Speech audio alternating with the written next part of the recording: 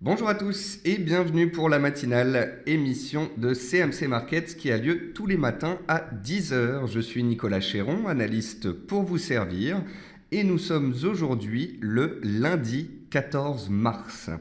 Le titre du jour est Les banques centrales sous les projecteurs.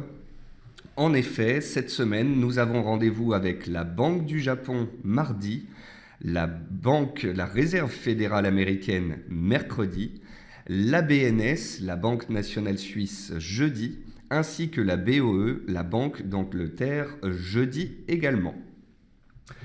On a donc 4 rendez-vous de banque centrale cette semaine. Certaines sont beaucoup plus importantes que d'autres. Bien évidemment, le grand rendez-vous de cette semaine, ce sera le FOMC mercredi soir. Prenez note du changement d'horaire. Les Américains sont passés à l'heure d'été et donc l'ouverture américaine se fera à 14h30. Donc pour toutes les statistiques américaines pendant 2 semaines, les 2 semaines à venir, le temps que nous changions nous aussi d'horaire, et bien pendant ces 2 semaines, l'ouverture américaine se fait à 14h30 et toutes les statistiques américaines ont donc lieu 1 heure avant. Donc par exemple, mercredi soir, le FOMC sera à 19h et non pas 20h, raison pour laquelle mercredi soir à 18h45, nous ferons ensemble un live FOMC, tout comme nous avons fait un live Fed, un live BCE et un live NFP ces dernières semaines. Et j'espère que ces lives vous ont permis de mieux décrypter ce qu'il se passait quand un chiffre économique tombait. Et vous avez pu constater aussi que c'était souvent des pièges haussiers ou baissiers, qu'il y avait de fortes volatilités. Donc, il faut faire attention quand on a des rendez-vous comme ça avec les banques centrales. Ça devrait être source de volatilité cette semaine.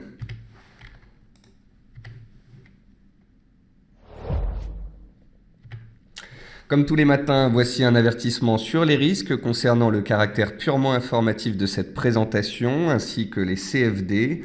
Je vous laisse en prendre note. Je salue tous ceux qui viennent de nous rejoindre au fur et à mesure pour cette émission. J'en profite aussi pour saluer ceux qui regardent cette vidéo a posteriori sur YouTube.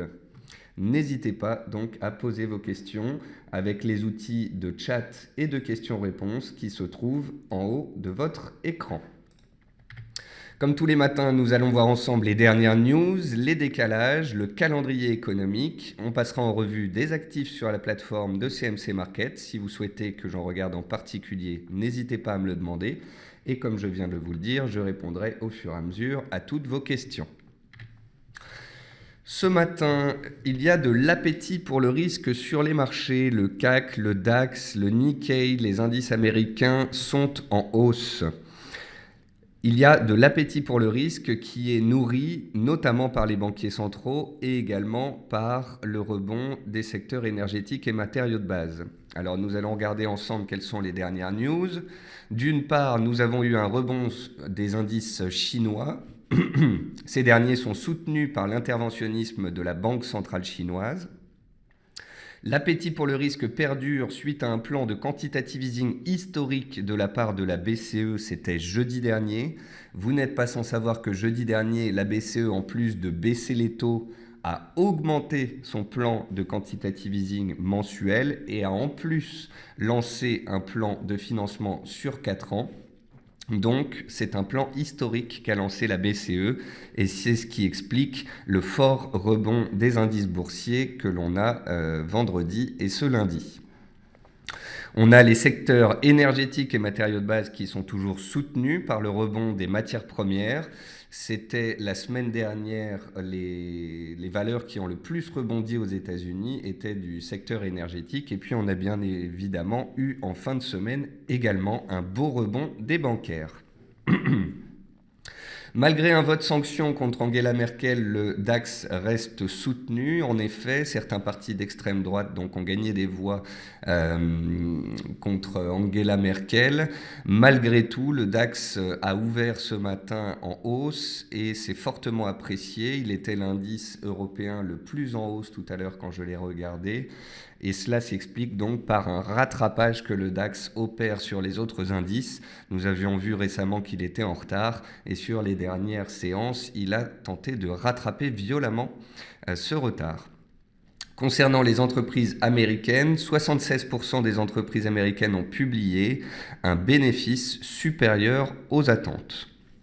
Voilà, donc en Chine, ça rebondit. Les banquiers centraux sont toujours au chevet des indices et la BCE a lancé un plan de quantitative easing historique. Énergie, matériaux de base et bancaires ont rebondi et ont soutenu le rebond qui est en place depuis un mois. Et puis les entreprises américaines ont publié des bons chiffres en général.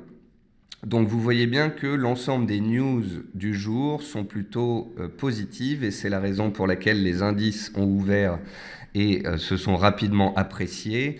Maintenant, nous allons voir ensemble que nous sommes lundi, qu'il y a beaucoup de rendez-vous cette semaine et que les marchés ont été un peu euphoriques ce matin. Donc faisons preuve de pragmatisme. Côté entreprise, Safran est sanctionné suite au lancement de son plan à échéance 2020. Le titre reculait de 3% ce matin et était une des plus fortes baisses du SBF 120. Interparfums a fait état d'un bénéfice net en hausse de 25%. Vivendi détient désormais 24,9% du capital de Telecom Italia et donc s'approche des 25% et d'une possible OPA. Et puis, concernant Orange et Bouygues, un accord pourrait être très proche selon Bloomberg. On verra ça dans les séances à venir. Côté statistique, samedi, la production industrielle chinoise est ressortie inférieure aux attentes. Le taux de chômage canadien est ressorti vendredi dernier, un petit peu supérieur aux attentes, à 7,3% contre les 7,2% attendus. Ce jour, nous aurons la production industrielle en zone euro à 11h. Dans la nuit, à 1h30 demain matin, il y aura les minutes de la Banque centrale d'Australie. Ça pourrait faire bouger le dollar australien alors que ces dernières séances, il a été fortement haussier et recherché. Et puis demain matin, on aura aussi la conférence de presse de la Banque centrale du Japon qui a priori ne devrait de nouveau pas intervenir sur son programme de quantitative easing ou ses taux. Vous avez peut-être constaté que tous les taux à échéance long terme sont passés en négatif au Japon. C'est un fait historique. Il y a de très nombreuses obligations qui sont passées en négatif sur les marchés et cela, c'est quelque chose d'historique qu'on n'a jamais vu. Je ne sais pas si ça pourra avoir des incidences à un moment, si ça peut entraîner des décalages sur le marché obligataire, mais en tous les cas, c'est quelque chose de très particulier. Nous allons passer à la plateforme de CMC Markets que voici. Et on va commencer, comme tous les matins, par regarder les indices boursiers. Donc le DAX, comme vous pouvez le voir, jeudi dernier, s'est fait une frayeur avant vendredi de réintégrer son canal haussier. Vendredi, il a réussi à clôturer pour la première fois depuis plus d'un mois au-dessus des 9850, 9860 points. Il a donc cassé une résistance vendredi. C'est la raison pour laquelle ce matin, il a ouvert si fort, si vite et que l'on est monté ici jusqu'aux 10 045 points. Le support désormais sur le DAX, ce sont les 9860 points que l'on a cassés vendredi. Et la résistance, la prochaine, se trouve à 10 130 points et elle correspond en fait au plus haut de mi-janvier, au plus bas de tout début janvier, ainsi qu'au plus bas de la mi-décembre. Donc on a bel et bien eu un fort mouvement baissier décembre, janvier, mi-février. On a un rebond en force depuis un mois. Et on arrive maintenant dans des zones de prix d'importance.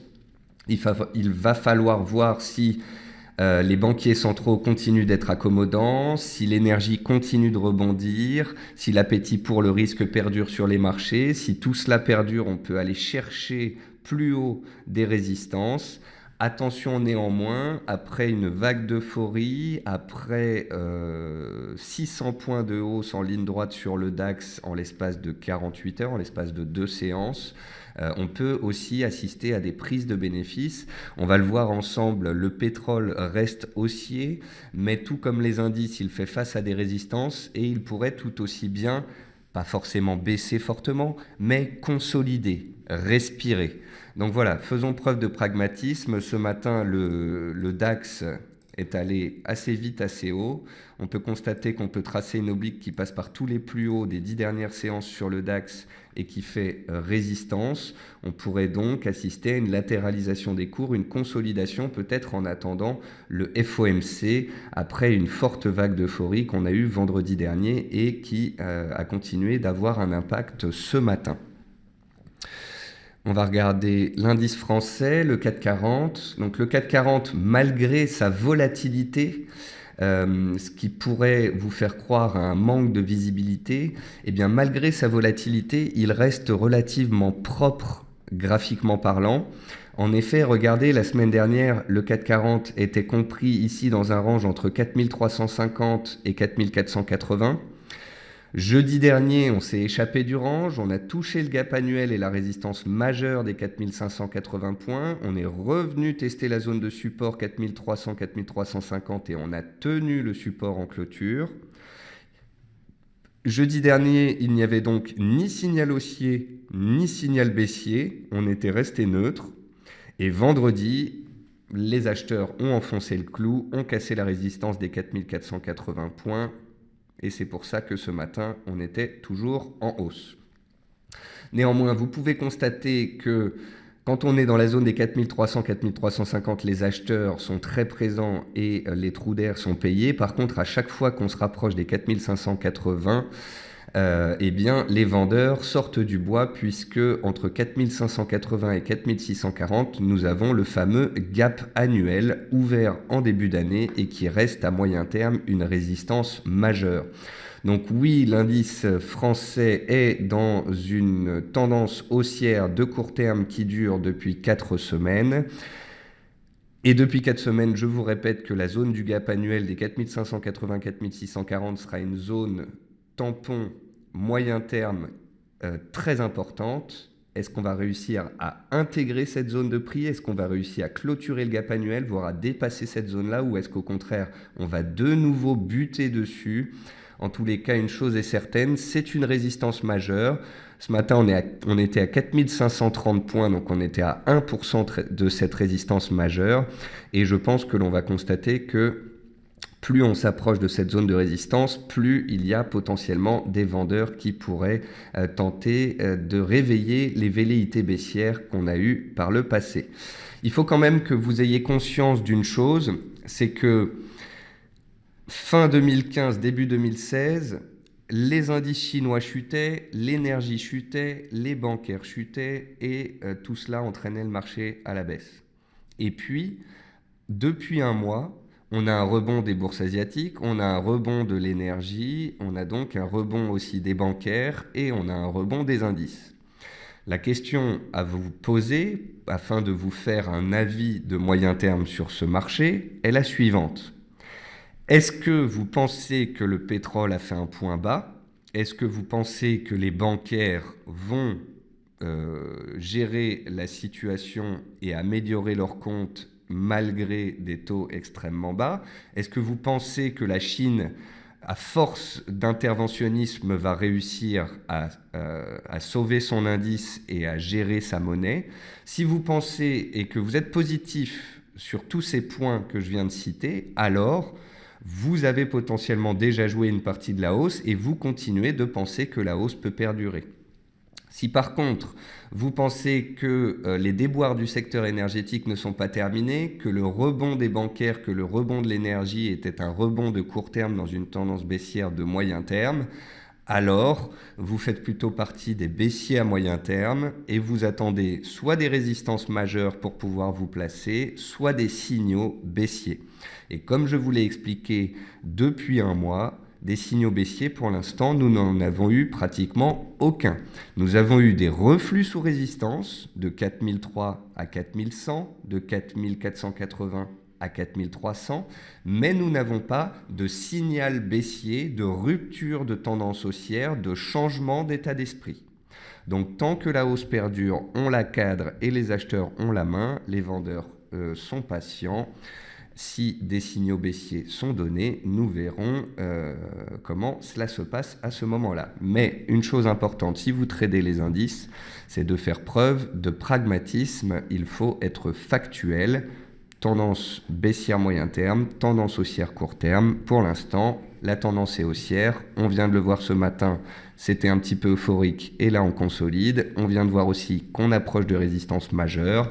On va avoir demain, après-demain et jeudi des rendez-vous avec 3 banques centrales et cela devrait soit nous permettre de nous apprécier de nouveau vers la fameuse zone des 4600-650 ou au contraire peut-être de latéraliser ou de consolider la hausse précédente de près de 20%.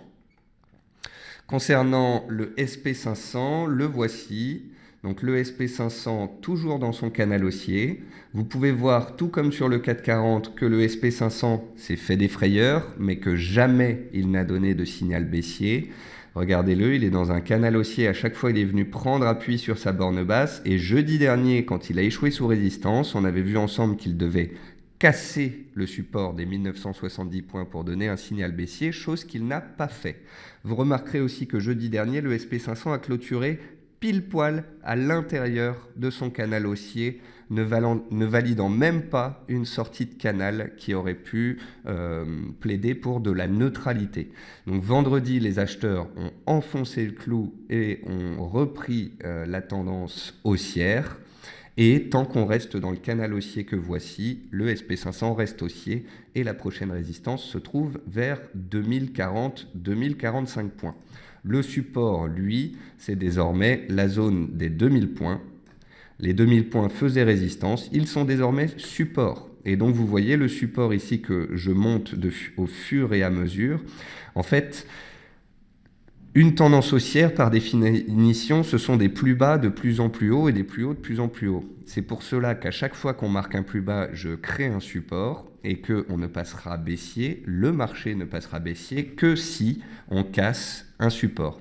Donc on suit la tendance haussière, au fur et à mesure de son développement, on remonte les supports jusqu'à ce qu'à un moment un support soit cassé et qu'on puisse se jouer une correction baissière, voire même un retournement de tendance à la baisse. Pour le moment, pragmatisme, la tendance reste haussière, nous approchons de résistance majeure, nous avons défini des supports et nous verrons lesquels des deux cèdent.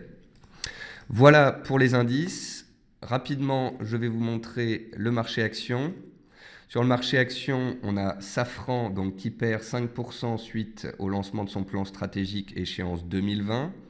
On a Genfit qui reste sous pression. Genfit, on m'a posé beaucoup de questions sur ce titre et comme je vous l'ai expliqué à maintes reprises, tant qu'on est sous les 31,80, 32,30, c'est une zone moyen terme de résistance. Donc oui, parfois le titre, quand il est bas, fait preuve de ressort et est recherché par les investisseurs puisqu'il y a des spéculations sur ce titre. Mais tant qu'on est sous les 32 €, eh bien, les baissiers peuvent reprendre la main à tout moment comme ils l'ont fait à plusieurs reprises. On retrouve aussi dans les baisses Soitec, titre spéculatif, ce qui montre bien que l'appétit pour le risque sur les indices est mitigé. On retrouve EDF, Areva, qui sont toujours sous pression. On retrouve BNP qui consolide sa forte hausse de la semaine dernière. D'ailleurs, regardez un titre comme BNP pour vous rendre compte un petit peu du chemin parcouru. L'année dernière, en fait, le titre était dans un range ici entre 50 et 60 €. On a cassé les 50 €, on a accéléré fortement jusqu'à se faire peur sous les 40 €. Là, le titre vient de reprendre plus de 20% et approche des 50 €. Donc vous voyez tout à l'heure quand je vous disais, est-ce que vous êtes partisan de la hausse des bancaires à moyen terme ou est-ce que vous pensez que les bancaires peuvent rechuter bientôt? Eh bien, c'est parce qu'on arrive là à un pivot majeur. Si dans les séances et semaines qui viennent, le titre BNP, qui est très représentatif des bancaires, arrive à reprendre les 50 € et à réintégrer sa zone de range de l'année dernière entre 50 et 60, alors on pourra parler d'un épisode baissier dont on est rapidement sorti. Si au contraire, dans les séances qui viennent, BNP s'approche des 50 €, il reflue et repart à la baisse, alors les perspectives haussières sur les indices seront à prendre avec des pincettes. Côté hausse, le titre Solocal est recherché. Le titre sur lequel c'est un titre très spéculatif et très volatile. Il y a une zone basse qui a été créée entre 3,50 et 3,80, une zone haute qui s'est créée entre 5,50 et 5,80. Et entre deux, le titre est extrêmement volatile, mais pas très facile à lire. Dans les hausses, on voit aussi toujours l'automobile, qui est bien recherché et qui a toujours été recherché depuis 1 an. On voit Eramet, toujours, les matériaux de base. Alors par contre, vous voyez qu'Eramet, elle a ouvert en hausse, elle a cherché un nouveau plus haut, et puis le titre depuis a rechuté de 4%. Donc c'est là où je vous disais que ce matin, je trouvais les marchés un peu euphoriques. On a ouvert avec des gaps haussiers, on a accéléré, on a fait des nouveaux plus hauts sur les indices européens, alors que les indices américains, eux, sont sous leur plus haut de vendredi. Donc on a quelques titres qui se dégagent un petit peu à la hausse ce matin, mais vous voyez bien qu'il n'y a pas de fort décalage haussier ou baissier sur les actions. Et on constate qu'après la forte hausse qu'on a eue entre 9h et 10h ce matin, depuis, la plupart des titres sont en train de consolider. C'est pour cela que je vous ai dit qu'il fallait faire preuve de pragmatisme et faire attention à l'euphorie matinale. On va maintenant passer aux matières premières. Donc voilà pourquoi je vous disais tout à l'heure qu'il fallait faire attention notamment au pétrole. Le pétrole est dans une tendance haussière de court terme, matérialisée par une oblique haussière. Il est passé de 29 à 38 $. Il a pris plus de 30% en ligne droite en l'espace des 3 dernières semaines. Vendredi, on a vu qu'il faisait face à la résistance des 37,60 €. 37,6 dollars, excusez-moi, le pétrole cotant dollars, bien évidemment. Donc vendredi, le pétrole a touché une résistance à 37,60 et là, il reflue dessous. Et dans la zone des 36,80-37, on a du support. Est-ce que le pétrole va réussir à toucher ce support, repartir à la hausse et relancer sa dynamique haussière en direction des 40, voire des 42 $ qui sont ses prochains objectifs théoriques? Ou au contraire, est-ce que le pétrole va rester sous cette résistance, casser l'oblique de tendance haussière et aborder une respiration? Je n'ai pas dit que le pétrole allait reprendre sa tendance baissière de moyen terme ou allait s'effondrer. J'ai dit que le pétrole était fortement haussier depuis 3 semaines et que si l'on casse donc l'oblique de soutien qui se trouve ici à 36,80, on pourrait avoir une respiration des cours, tout comme on pourrait en avoir sur les indices sous résistance. Le sucre, le voici. Le sucre, je vous en ai parlé ces dernières semaines, car il y a 1 mois, nous avons détecté ensemble à 12,6 un beau support qui a entraîné une forte réaction des cours. Le sucre a pris 20% en l'espace de 3 semaines. Il est arrivé sous la résistance des 15,15, 15,20 vendredi dernier, et là, il consolide juste dessous. Si dans les séances qui viennent, le sucre n'arrive pas à dépasser clairement cette résistance et repasse sous les 14,80, alors il y a des risques qu'on ait un échec sous résistance et que les cours retombent et qu'on consolide sur les cours du sucre, auquel cas les investisseurs qui sont à l'achat peut-être décideront de prendre des bénéfices. Ça dépend vraiment du style de chacun. Si par contre le sucre arrive à tenir la zone actuelle, à consolider un petit peu, puis à dépasser sa résistance franchement, alors on pourrait avoir une nouvelle vague haussière qui naîtrait sur le sucre. Donc ça, on devrait être fixé, je pense, dans les séances à venir. Après, qu'est-ce qu'on a d'autre? On a le blé. Le blé, on en avait parlé la semaine dernière et je vous avais expliqué au final que la cassure ici du support à 450, c'était peut-être le moyen pour les cours d'être venus frôler le support de très long terme sur le blé, qu'on retrouve en 2007 et en 2009. Donc ici, le blé me donne l'impression qu'il a approché une zone de très long terme et qu'il commence à rebondir. Donc peut-être qu'un point bas a été trouvé sur les cours du blé. Concernant l'or, je vous ai exprimé pendant plusieurs semaines le fait que l'or était fortement haussier, toujours en tendance et très recherché. Depuis, par contre, la fin de la semaine dernière, vous aurez remarqué que je suis plus neutre, plus attentistes. En effet, je trouve que beaucoup de gens sont haussiers sur l'or désormais, alors que l'on a pris pas loin de 250 $ à la hausse en ligne droite. J'ai aussi un biseau ascendant ici en formation sur les cours, et un biseau ascendant, généralement, on en sort par le bas, à moins d'une énorme violente réaction haussière et d'une sortie par le haut, ce qui est relativement rare.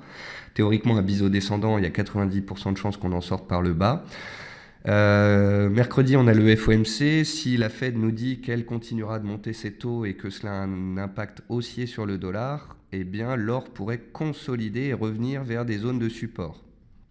Si au contraire la Fed fait baisser le dollar, l'or continuera d'évoluer à la hausse à l'intérieur de son biseau en direction de la résistance des 1290 points. Mais voilà, faites attention à ce biseau, à cette formation. Pour l'instant, on évolue dedans. Le bas de biseau est à 1245 $. Si on le casse, on met en danger la hausse à court terme. Le gaz naturel, lui, s'est bien apprécié la semaine dernière. Lundi dernier, il a donné un signal et il est monté toute la semaine. Attention néanmoins, avec la mèche de vendredi dernier et de ce matin, on constate qu'il arrive sur une zone de résistance intermédiaire. Les stocks de pétrole seront jeudi. Donc si effectivement il arrive à casser de nouveau une résistance, on peut avoir une nouvelle impulsion haussière, mais attention sinon à la reprise de tendance baissière de fond. L'argent est une des matières premières les plus en hausse ce matin. Et comme je vous l'expliquais la semaine dernière, dans des périodes de consolidation, parfois l'argent rattrape un peu son retard sur l'or. Et si on devait à un moment avoir une nouvelle vague haussière sur l'or, l'argent pourrait suivre et pourrait même surperformer. Donc pour ceux qui sont haussiers sur les métaux, sur l'argent, nous sommes dans un range de moyen terme. On a une tendance haussière ici. Si les cours de l'argent arrivent à s'extraire de la résistance ici qu'ils ont créée, on peut avoir une sortie de triangle à la hausse et une nouvelle accélération vers la résistance, voire même pour s'extraire du range de moyen terme. Si par contre l'argent consolide dans la lignée de l'or, le support, la zone de support se trouve ici. Je vais la mettre en avant comme ceci et on verra donc dans les séances qui viennent si on casse la résistance ou si au contraire on vient prendre appui sur un support. On a vu le pétrole sous résistance, on a vu l'argent et le rattrapage possible sur l'or, on a vu le riz, vous connaissez la configuration, hein, on est dans un biseau descendant, on a touché la borne basse la semaine dernière. Donc les plus agressifs, s'ils le souhaitaient, peut-être auront mis à profit ce support. Ceux qui attendent la sortie de la figure, eh bien patientez gentiment. On verra dans quelques séances, quelques semaines, si on sort par le haut ou par le bas de cette configuration. Et puis pour finir cette émission, on va parler des devises. D'une part, l'euro-dollar ce matin donc, est toujours un petit peu sous pression après sa forte hausse de la semaine dernière. Donc l'euro-dollar, comme on l'avait vu ensemble la semaine dernière, ne baissait pas forcément avec la BCE. Je vous avais montré qu'en décembre, on s'était apprécié et qu'en janvier, on avait baissé un petit peu avant de repartir à la hausse. Eh bien, c'est exactement ce qui s'est passé avec la BCE jeudi dernier. On a baissé pour toucher un support et on s'est ensuite envolé de 400 points. L'euro-dollar ne semble plus vouloir baisser malgré le quantitative easing de la BCE. Ça voudrait dire qu'à moyen terme, les velléités baissières sur l'euro seront peut-être beaucoup moins fortes. L'AUD a été très fort la semaine dernière et je vous en ai parlé à de nombreuses reprises. Attention désormais, l'AUD donc vient de rallier une résistance majeure à 0,7550, 0,76, zone de prix très travaillée en début d'année 2015. Et comme je vous l'ai expliqué, à 1h du matin, demain matin, il y aura les minutes de la Royal Bank of Australia, donc la Banque centrale d'Australie. Donc prudence pour ceux qui sont sur l'AUD. Donc l'AUD, ok, l'euro-dollar toujours recherché, la livre devrait aussi bouger beaucoup en fin de semaine. Vous pouvez remarquer que il y a un mois, tout le monde était baissier sur la livre, tout le monde disait qu'à cause du Brexit, elle allait s'effondrer et vous voyez qu'en fait c'est tout l'inverse. La chute de la livre sous les 1,40 était peut-être une opportunité historique d'acheter de la livre sur un support pluriannuel datant de 2001 et de 2008-2009. Donc parfois, il faut savoir prendre du recul, prendre des graphiques de moyen long terme et se rendre compte quand on est sur des zones historiques de prix. Et puis, pour répondre à la demande d'un de nos lecteurs, l'USD-CAD, pour finir. Alors, l'USD-CAD, vous n'êtes pas sans savoir que cette paire monte quand le pétrole baisse et elle baisse quand le pétrole monte. Depuis plusieurs semaines, le pétrole est dans un rebond technique haussier et donc l'USD-CAD a fortement consolidé. L'USD-CAD arrive désormais ici à 1,3150, 1,32 dans une zone de prix d'importance. Car on retrouve les 38,2%, donc un retracement de Fibonacci de toute la dernière jambe haussière qui a duré les 2 dernières années. Donc j'ai pris le bas de la hausse ici à la mi-2014 pour prendre la dernière jambe haussière puissante de l'USD-CAD qui a duré 1 an et demi. Et on voit qu'à 38,2%, on a un retracement de Fibonacci. Et qu'en données journalières, on a réagi à proximité de ce seuil.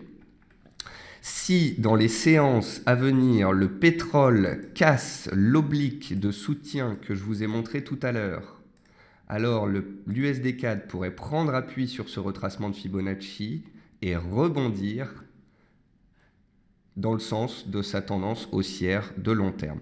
Il faudra faire attention néanmoins, on a une tendance baissière forte ici. Donc vous pouvez aussi peut-être cadrer cette dynamique baissière. Donc un premier bon point, ce serait un rebond sur support. Un deuxième point positif pour les acheteurs du SD4, ce serait de casser les 1,3350, de casser la borne haute du canal et de réussir à s'extraire par le haut de ce canal baissier. Si au contraire, le pétrole arrive à tenir ses supports, à continuer de monter en direction des $40, eh bien l'USD-CAD continuera sa tendance baissière. Et si on casse le support à 1,3150, le prochain se trouve dans la zone des 1,2850, 1,29. Je pense avoir fait le tour. Thierry me dit « Les chiffres chinois démontrent bien le ralentissement de l'économie, mais pas beaucoup d'effet sur les marchés. » Oui Thierry, car en fait, pire les chiffres chinois sont, plus la Banque centrale chinoise dit qu'elle va intervenir. Et donc, ces dernières semaines, et c'est ça que j'ai essayé de vous montrer à plusieurs reprises, pire étaient les statistiques européennes, pire étaient les statistiques chinoises, pire étaient les statistiques américaines, plus les marchés sont montés. Donc on a bel et bien des marchés qui ne montent pas sur des fondamentaux positifs, mais parce que les fondamentaux se dégradent, ils espèrent plus d'interventionnisme des banques centrales. Thierry me dit, le QE de la BCE ne fonctionne pas. En effet, il n'y a pas d'effet sur l'économie réelle, donc pourquoi continuer? Ça risque de mal finir. Il pourrait donner de l'argent directement aux personnes pour relancer. Thierry, je ne peux qu'acquiescer. La BCE a lancé un plan de quantitative easing il y a 1 an qui avait pour but de faire monter les indices, baisser l'euro et monter l'inflation. Et depuis 1 an, les indices ont baissé, l'inflation a baissé et l'euro est monté. Donc le QE de la BCE ne semble-t-il pas avoir fonctionné. Et pourtant, la BCE vient de l'augmenter. Voilà. À vous de faire les conclusions qui s'imposent. Voilà, j'espère que ce déblayage des marchés autant graphique qu'en termes d'actualité vous a plu. Je vous remercie à tous d'être présents tous les matins donc, pour cette matinale. Merci à tous nos auditeurs sur YouTube également. Je vous souhaite par avance un bon appétit, une bonne séance et on se retrouve demain, 10h tapante, pour la matinale.